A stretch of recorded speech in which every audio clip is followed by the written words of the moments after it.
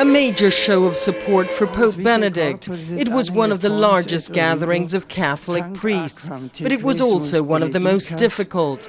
The Year of the Priest has been overshadowed by accusations from around the world of sex abuse cases involving priests and allegations that the Vatican has been involved in a cover-up. Pope Benedict pledged to do everything to prevent such abuse happening again. Anche noi chiediamo insistentemente perdono a Dio. We beg for forgiveness from God and from the victims, while promising to do everything possible to ensure that such abuse will never happen again. But the Pope also accused what he called the enemies that would have preferred the priesthood to disappear. Era da aspettarsi.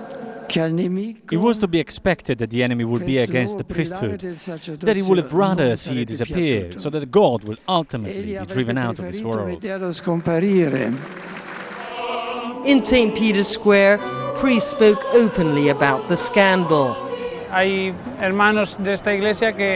There are brothers in our church who have succumbed to weakness and sin, and who have made us cry. Cry for those who have been victims of abuse.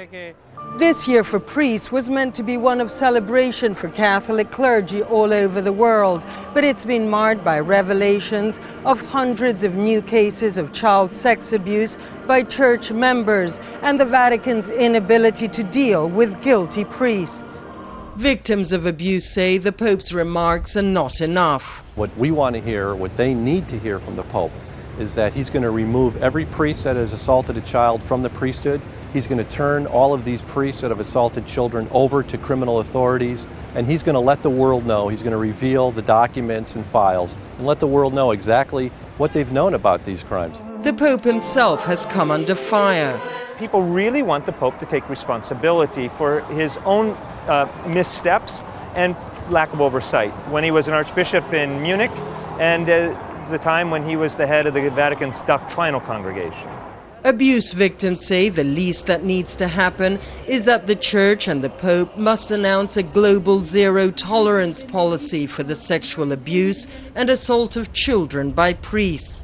Sabina Castelfranco, Al Jazeera, Rome.